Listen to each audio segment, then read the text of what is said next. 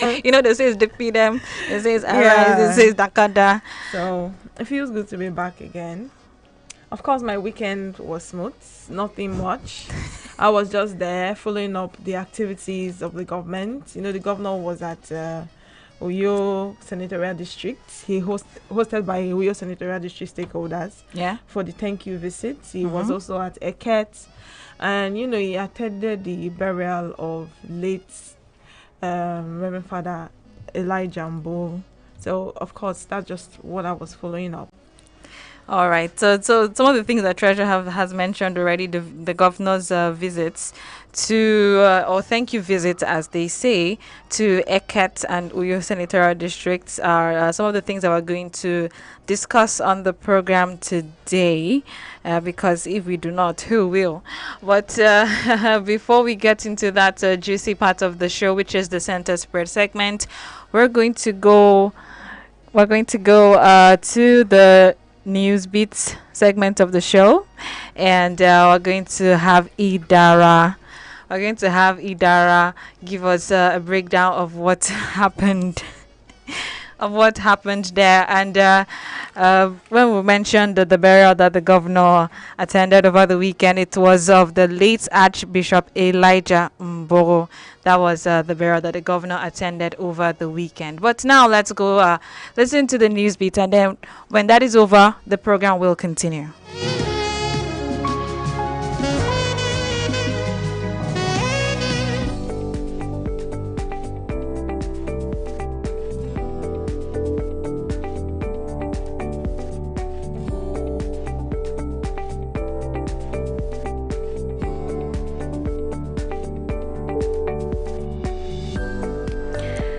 Good morning and welcome to the news. In order to solidify the partnership, the Akwa Ibom state government is offered to donate 14 new patrol boats to aid military surveillance in the state's waterways to be complemented with installation of machine guns and designation of military personnel to man the boat. The agreement was formalized when Akwa Ibom State Governor Pastor Umaino hosted the Chief of Army Staff Lieutenant General Tari Lagwada, who as part of his working tour of military formations and units under the Nigerian Army 6th Division, paid a courtesy visit to the governor at Government House, Uyo. The Chief of the Army Staff, Lieutenant General Tari Lagwada, described this reception in the state as exceptionally warm and acknowledged the support of the state government to the Nigerian Army. In another development, Akwa Ibom State Governor Pastor Umoina has announced the adoption of the late Archbishop Elijah Mbogo's orphanage, Good News Community Humanity, by his administration.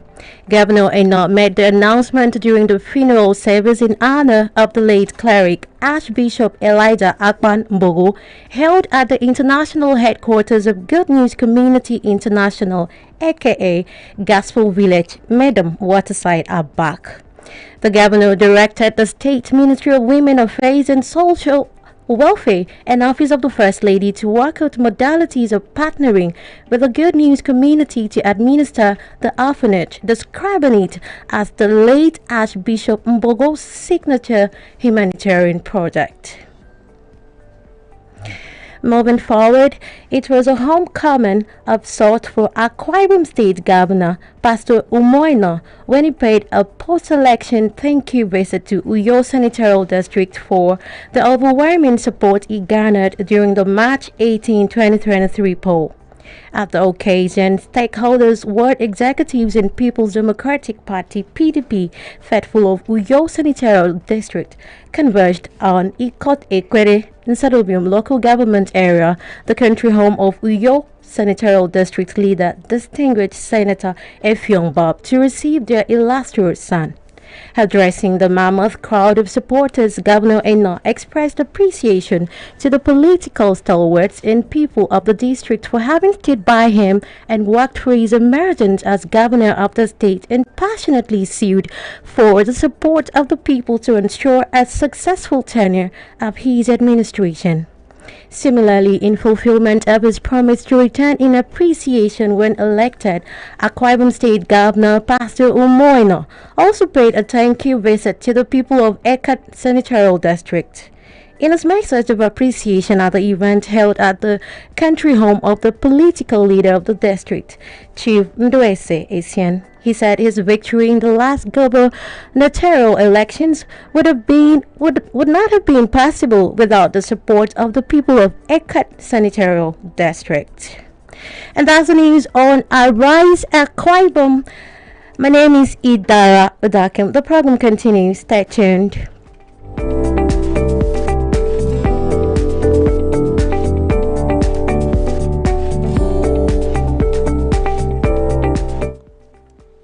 Thank you very much, Idara, for giving us a rundown of the news that has happened in Akwa Ibom State over the past few days. And but want to go straight into the Centers Break segment. But before we do that, we want to go on a short break and listen to a new sound from Akwa Ibom. It's actually called Dakada, but it's a new beat from talented artists from Akwa Ibom State. So let's go listen to that song. And when we come back from the break, the program will continue.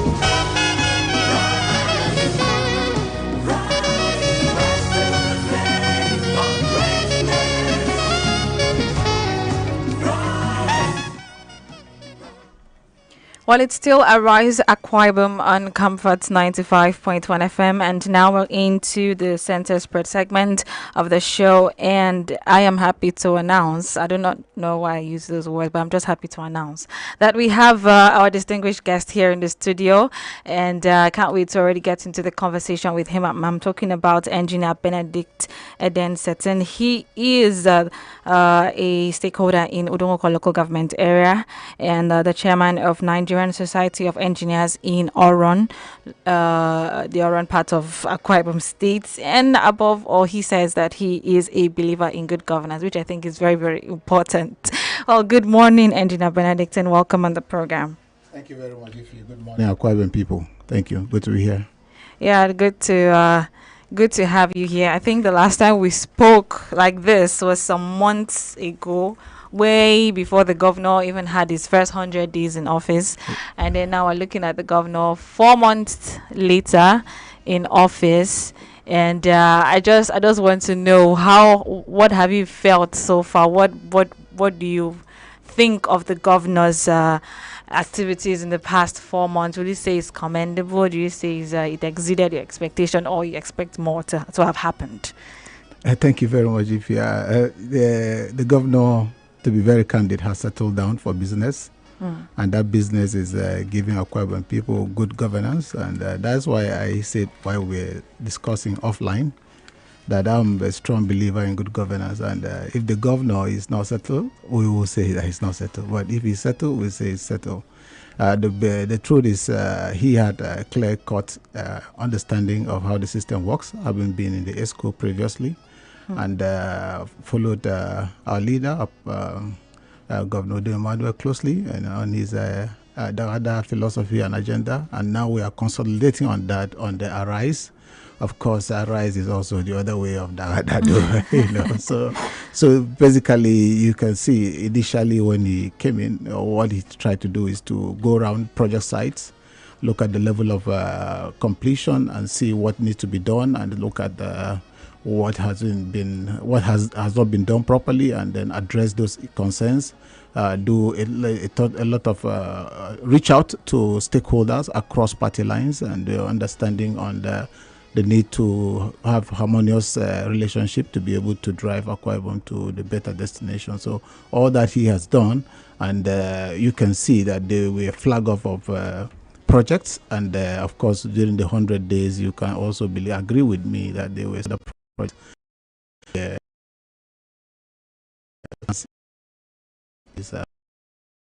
to ground.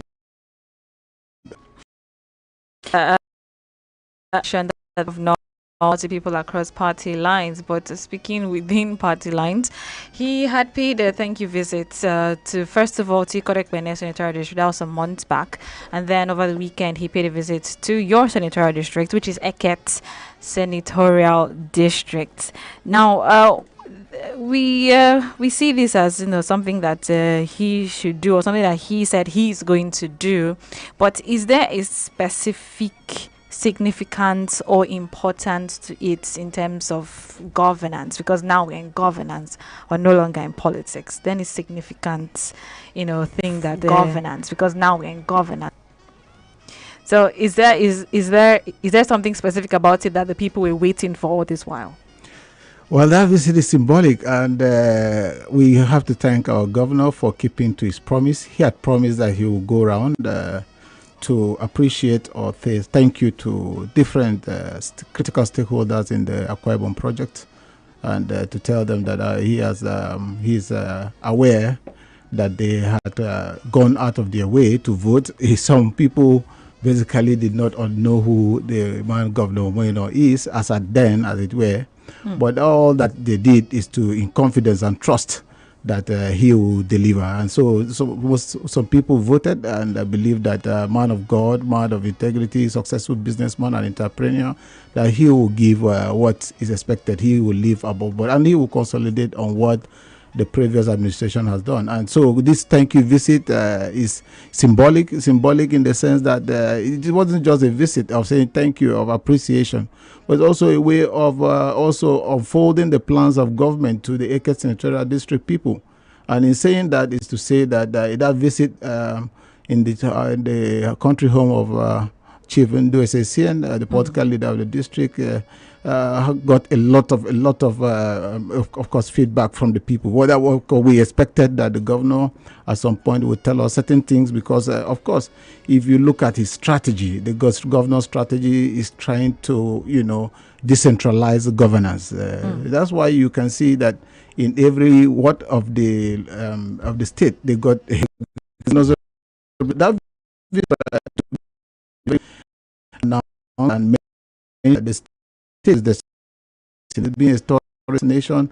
I can attest to that. On my way back from Abuja last week or last 2 weeks on the professional engagement, I met a lady from Plateau State, and I asked her, what are you doing this way? She said, bro, we have... She was coming down to Akwa Ibom. Yes, she was coming to Akwa Ibom. We were on this Ibom flight together. Okay. So she now said that in the meeting of ESCO, it was a World Tourism Day, and then they all agreed, lobbied that they should be in Akwa Ibom if it's not in Abuja. What an interesting lobby.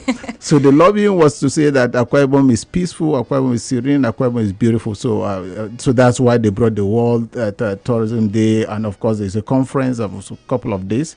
You know the implication of that to the economy of the state. So that was done, and so that's to say that apart from that, so many professional bodies, so many association groups, government, legislative arms. By Wednesday, you have senators coming to 4 Point by Sheraton. They want to come and relax. They love the serenity. They love the ambience. So that's basically what it is. So in that visit, to be very candid, governor promised to settle on that. Okay. The state is very peaceful. Governor also promised that he will not take anything, away from making sure that there's peace in the state. And peace is, of course, is a panacea to development. When you don't have peace, there's people who will not even want to invest in your place. Of course, you can Borno case study. Nobody wants to take his investment there.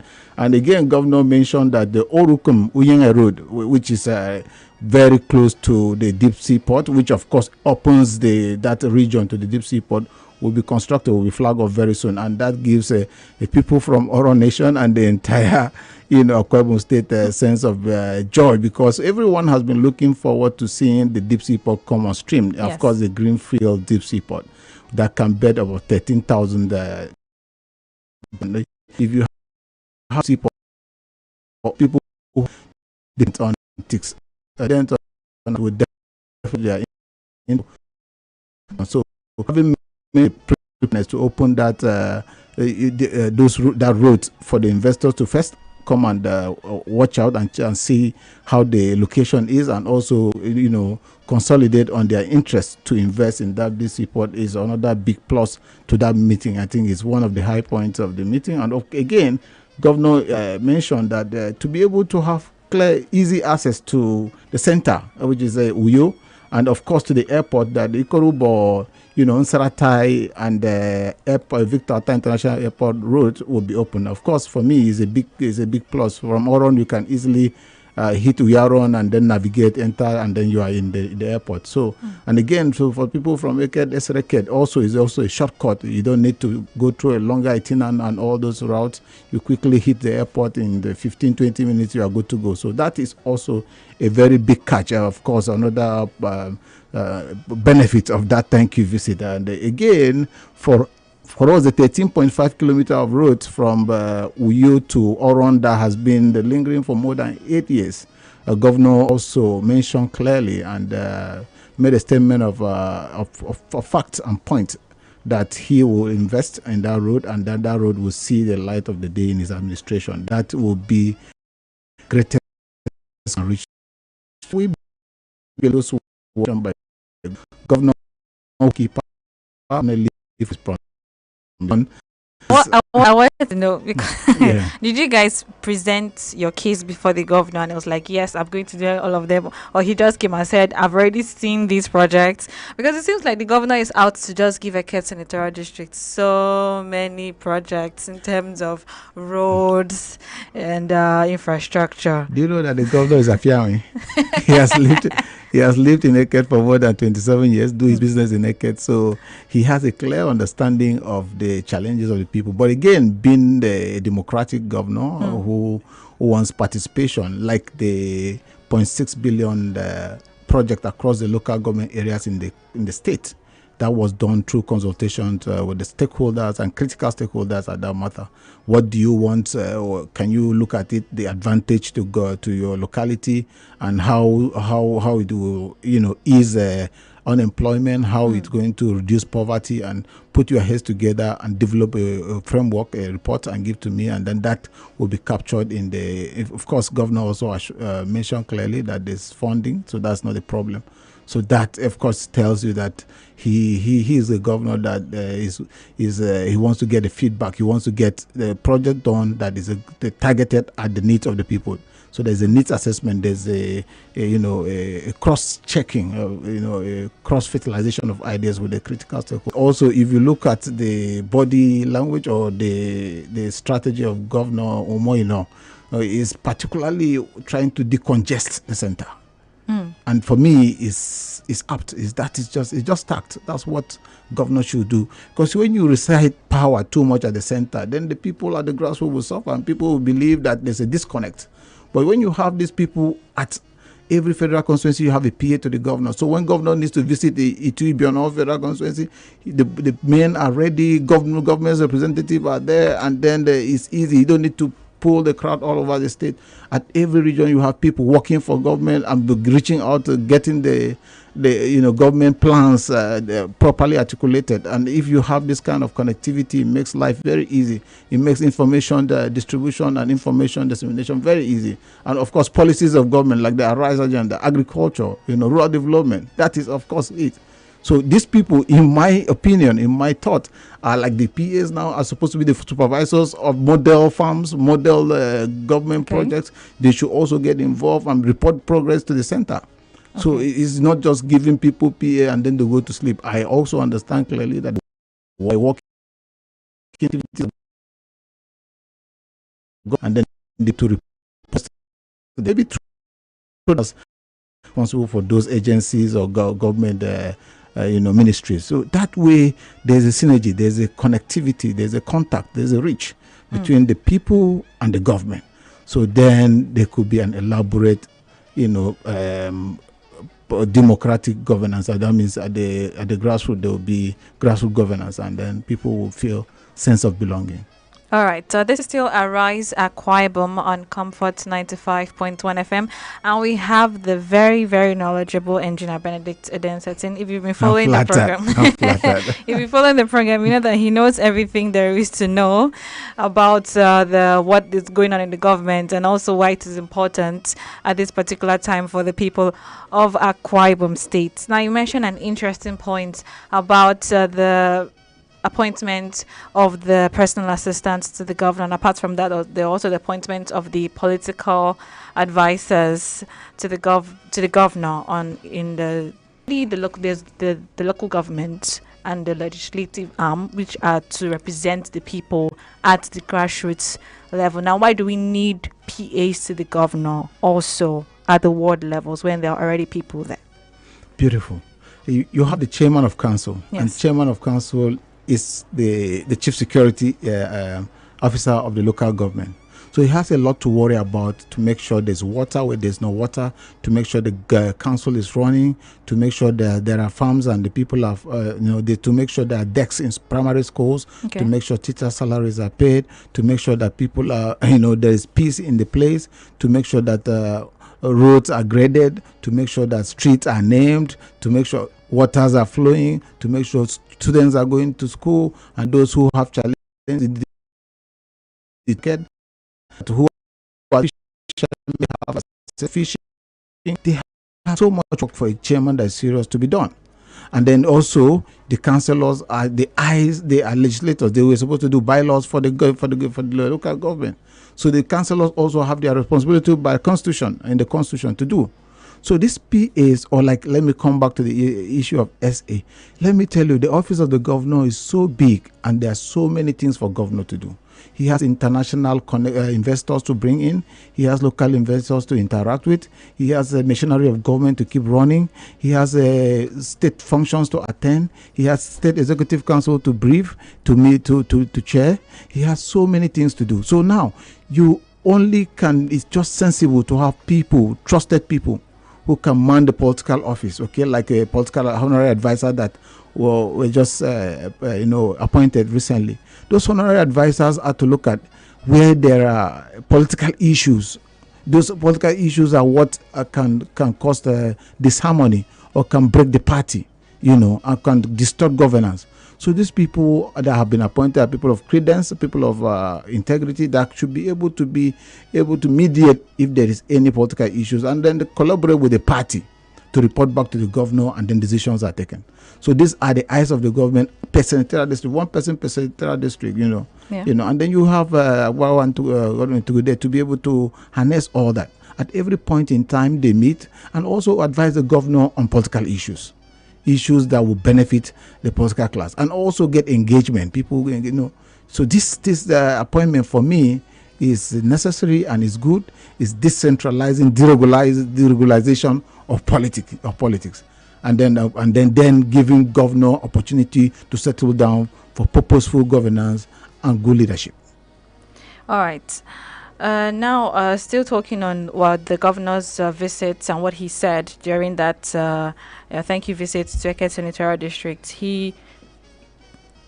He mentioned once again about the one project per local government area that will be, according to him, flagged off as soon as. Now, someone who has been in your side, which is Udongo, the Oran Nation, we've been made to know that needs assessments are being done.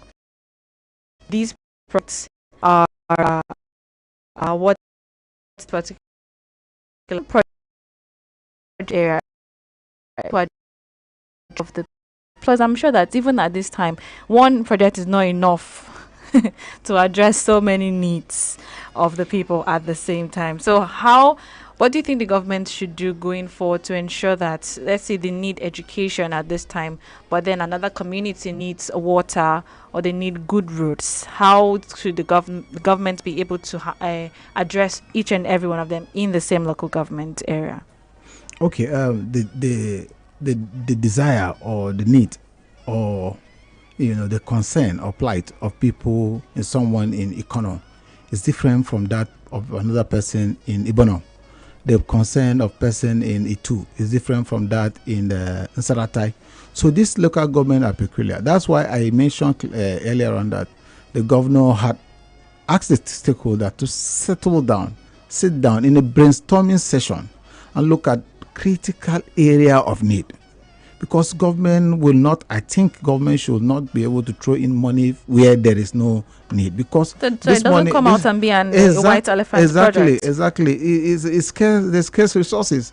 And the report been submitted government are assessment based. The report that has been submitted are those ones that will be able to solve immediate problem. What that one per local government as at now is adequate, it's not.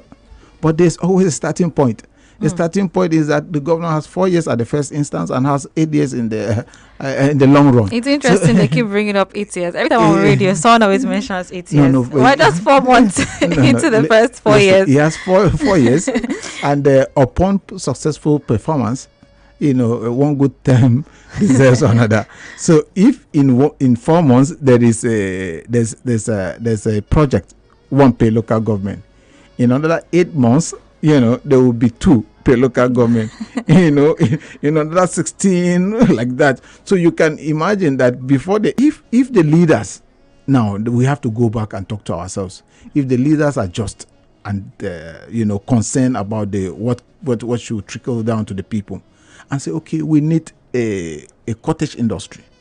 Cottage industry like in Uromoko, we have quite a lot of sand, silica in Eswo Ozon and in Ediko. Okay. You understand? And we have clay, that is bentonated clay that could be used in drilling mud. That's actually my master's research, and I've seen quite a huge reserve. And then we can sit down and say, Governor, give us a silica processing that can be making glasses. that can be used in making, so many other silica wort materials. And we have that, and then you refine, you blast this sand and convert it to something useful. And then, of course, if you also want to sell it raw the way it is, we'll sell it to construction companies and we'll make money. So this kind of, we have palm or palm fruit. You can say, okay, we need a palm refinery. It might not be a 10,000 ton refining, maybe 1 ton refining capacity.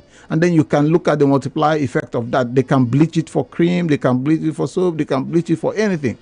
So now these leaders, and I'm talking to ourselves, I'm talking to so many other leaders across the state, that we need to think outside the box so that you create jobs, reduce unemployment. And governor cannot also take that decision for you, especially at this point that he has given you the opportunity. Some government will not do that, but the Governor Moreno, has given the opportunity to the leaders to think right and think sharp and think wise and report progress. So when you give back to government, and government puts into the budget, scale it up and look at what can be done, bring people who can develop, design it, and you get going. In the next 8 years, going by entrepreneurship spirit of the governor and believing strongly that he knows that we have to, cut this dependency on government critically, seriously, and that will help. That will help quite a lot. So how can we as the people help the government actualize all these visions that you have mentioned? To be involved. We are talking about participatory democracy. We are talking about also, like in the area of security, they say police will not only act in most cases on information. You have a security threat in your area, you report. Of course, we thank God now the governor, in his clear wisdom to sustain peace across, he has introduced Ministry of Internal Security. I'm very sure that over time there could be, a localized police or localized people who will be the foot soldiers to the police who can give information, and then peace will be sustained. Now we yearning, we planning, we praying, we are discussing, we are agitating for a deep sea port. Yeah. Do we have the capacity? Do we have the do we have people who are qualified, trained? Do we have artisans? Do we have medium level manpower? Do we have high level manpower to be able to run this seaport? Seaport, you need a crane operator, you need bulldozer operator, you need so many. You have quite a lot of. You need different set of people, different crowd. We need civil works. So do we have people who are ready? You need argon welders, deep water welders. These people need to be handy. How do we have this trained manpower to be able to carry out this job? If it comes now, we don't have. You have to import, or you have to bring expert, and we now begin. Why to not like that? So we need to prepare. That's what I'm saying. We need to work self-development first to be able to take challenges and opportunities that will come. Okay, so I like the fact that you raised that point, because the governor makes pronouncements like he's going to do this, he's going to do that, and it's important to look at the future. If he says, let's say for instance, there's going to be a model school, and Akwa Ibomites are going to be employed to provide shoes, school bags, clothes, are we thinking, how can I tap into that and be the one to provide these services? And now you've mentioned, please do we, I don't know. Junior, do you think we have the manpower in Akwa Ibom? Very limited. Very limited. So there has to be training of some sort. So much to be done. I am happy with what is happening at the entrepreneurship center. Okay. But I pray it shouldn't be a paperwork. They finish, they get to an enterprise where they learn to how to make shoes, how to sew clothes, how to make hats, how to make different brands, and then of course there should also be carpentry. You see every single day numbers of carpenters are reducing. Everyone wants to back a degree. You back a degree, and you go around to the city with big fires. And Benedict, I heard that carpentry is a very lucrative business. Extremely lucrative. So you just need to you need to have mechanics. And I don't mean someone who will just look at your car and say your brain box is dead. When it's just a sensor that need to be changed. You understand? So these are the kind of people, training and retraining. Training and retraining, and then let them be up to date with the current reality. Understanding that you need to have special tools to be the man need, and get back. So many people are losing their cars. So many people are losing their businesses because of lack of adequate technicians. So there will be a balance between an engineer, a technician, a technologist, and a craftsman. So this set of people in every economy are just there for a purpose of need. So if there's a disconnect, then a lot of the system will suffer. There will be a collapse. You understand? And these are the real drivers of every economy. The medium level manpower. Those are the drivers of every economy. All right. Oh, you've heard it from Engineer Benedict. Go and get a skill that when the deep sea port is open, you can use it and take care of yourself and take care of your family. Well, it's the People's Program, like I said before. So we'd love to have your contributions and your questions over the governor's recent activities in the state and also the promises that he made. So in case you're around Eket Senatorial District, this morning the numbers are 0818 8889 or 0906 0008 951.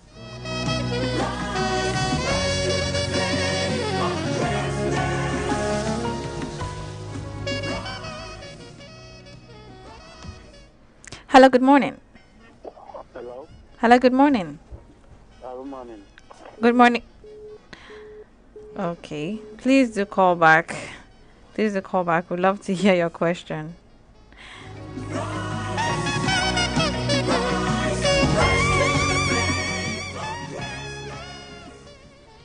The numbers once again 0818 8889 or 0906 0005 coming in. Let's give a recap of Nahat. Really lofty plans, and there's a certain connection between all of them. They're not just roads for the purpose of being roads. They are roads that have economic value. Yes, nice. Yes, economic value. Okay, let me tell you. For instance, the Orukum Uyenga Road. Yeah. Uyenga is the home to Universal Energy and there's gas wells. Of course, I had worked there before, so there are gas wells and they are also oil wells. And they have their flow station there. There's early production facility there. Okay. And that early production facility does almost 2,500 barrels per day for the state and for Nigeria. So now opening up those roads means that the company or the management can say, okay, there's a road infrastructure. There's ease. Of course, some of the gases, as it were right now, they need to be able to expand their infrastructure to do maybe 5,000. Okay. And that increase the state income, increase the favor, the national income and all that. So these are economic routes. These are routes that will change the life of the people. And connectivity to, as requested, as mentioned by the governor, that is one of the key requests, one major request made by the investors. So they want to access the deep sea port through the road, not through a helicopter. All right. Okay, we lost the second caller. I would still love to get your opinions on the program. 60008 951.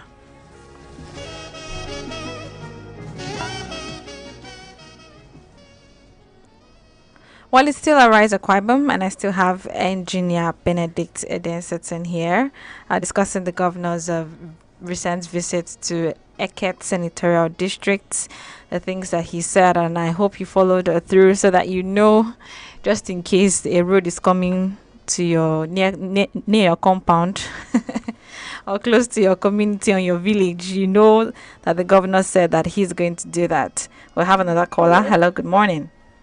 Yeah, good morning. Good morning. What's your name? Where are you calling from? I'm by name Monday George. All right, Mr. Yene. Apologies. We still have to take your question or your opinion, Mr. Iene. All right, is there something going on with the network today? I think so. Okay, all right. So please, I know that they're trying to call in, and I'm also trying to get their opinions, because I mean, if we don't end it with the people, I don't know what we've been able to do today. But I still love to get your opinions on the program. Well, I was saying the governor had also been to Uyo senatorial districts, apart from Eket senatorial district. Just in case you're from Uyo and you're wondering, did they come? Yes, they did. He did. He did. And he the political leader of Uyo, Senator Effiong Bob, was the one who welcomed him there at his visit to Uyo senatorial district. And while we were discussing earlier, and you mentioned that the governor is appointing personal constituents. One is before now we have just one who was like an SSA to the governor on youth matters. Yes. So now in the governor's strategy of decongesting and deregulating, and decentralizing governance, he decided to have one per federal constituency. Now, if there is Okay, please hold that thought. We'll come back to it. Let's see if we can get this call. Hello, good morning. Hello, good morning. Good It's morning. Ian on the line. Alrighty, Ian, please go ahead. Yeah, madam, my contribution toward the thing is that youth should involve themselves in activities, so that when the work is out, they will be able to do the work effectively. Thank you. Thank you very much, Mr. Ian. Yes. maybe there might be someone who oversees all of them, but on youth matters, because the greater percentage of Nigeria population are the youth, Yes. for 55 to 60%. So you need them to actively get involved. This one is part of inclusion into government, and these ones will also look at area of youth empowerment, area of youth involvement in politics, area of inclusion into government, area of involved in the every other training and and every other thing. These people are going to be the ones that will collate or coordinate and discuss and get the interest of the people. Where do you want to do? You want to do welding? Do you want to do fabrication? Do you want to do carpentry? Do you want to do car fixing? Do you want to go on the specialized training, aerospace, or whatever kind of training that will be able to add value, significant value to the state? Those are the areas where these people will be able to assist. And also, Every time they always say youth restiveness. I don't know when it will change. I hope it changes soon. So stop saying youth restiveness. Well, we still have a few minutes on the program before we bring it to a close this morning. The number is still at 0818-8889-951 or 0906-0008-951. Now, as I have Mr. Engineer Bennett from Udonko. Now, I want to know, is there anything special you want the governor to do in your local government area that hasn't been done already?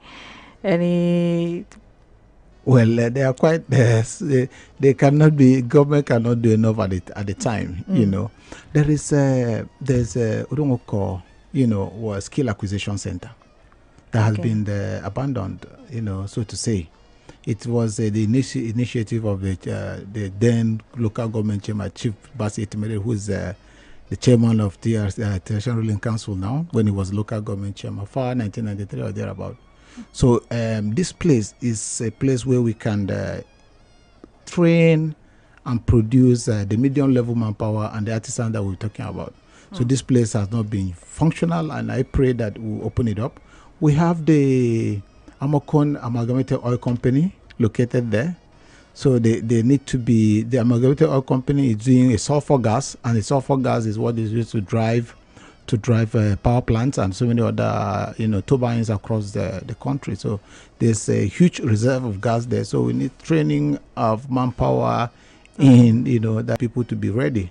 You understand? And there's so many other roads. The model school governor is building. We need a school that's ICT based, that so many children can go in there and come out as top flyers and compete with their counterparts across the globe. So government, there are so many areas of need. There are some rural areas like in Ikem, like Ward 7, Ediko Ibia, there's no functional health center, and people die of malaria, people die. So there's a dispensary, but that can be converted to health center, so those kind of strategy. There are some places where they trek of a kilometer or two to get water. So those ones at least can be handled locally.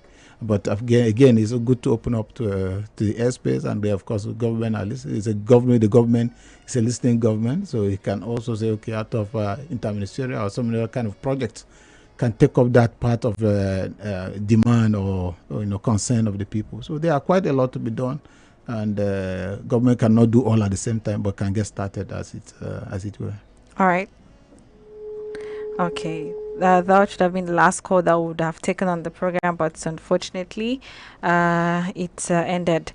Well, this has been Arise Akwa Ibom on Comfort 95.1 FM, and I've had engineer Benedict here, and we've been discussing the governor's visits to Eket and other things that concern good governance in Akwa Ibom State, as well as what the people need at this particular time. And I think immediate takeaway for me is get the requisite training that can be used in the future, especially as new industries, new sectors are going to open up, so that you can follow through with the governor's plans and activities for Akwa Ibom State. Thank you very much, Engineer Benedict, for coming on the program. It was quite an interesting and insightful, educational interview this morning. Thank you very much for having me. God bless Akwa Ibom State.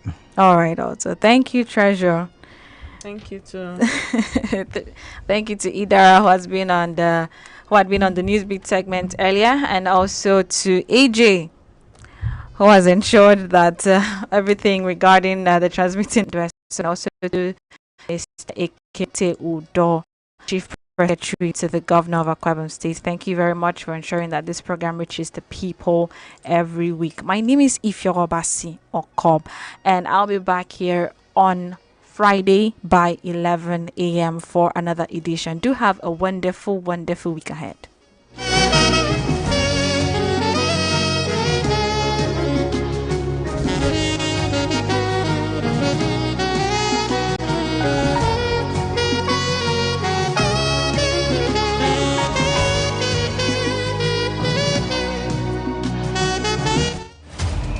The program that you just listened to was an independently sponsored program. Please note that views expressed by the presenters and the guests are not of Comfort 95.1 FM.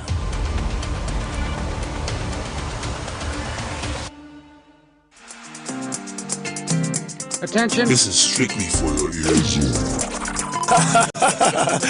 Yeah, my country people. Yeah, you know what it is. This is Comfort 95.1 FM. You don't know.